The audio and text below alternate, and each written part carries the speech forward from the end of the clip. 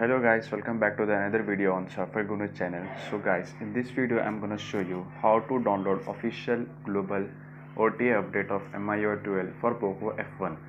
So I have Poco F1 here, and for downloading the stable ROM you need to access to the website. I will provide the link in description. Just click on download from here and wait for a while. Until that it will pop an ad like this, and after that just click on close the ad, and in few seconds, 5 to 6 seconds, your download will start automatically. So we will wait for it. So as you can see, my file has been downloaded. It is of 2 GB max, approximate 1.94 GB.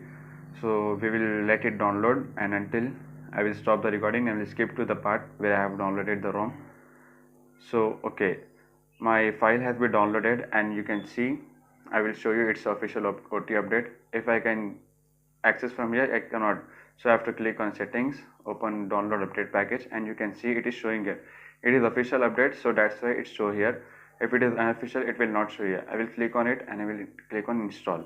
So as you can see, it is giving me an update and reboot option. So I will click on it and I will skip to the part where I have updated my phone.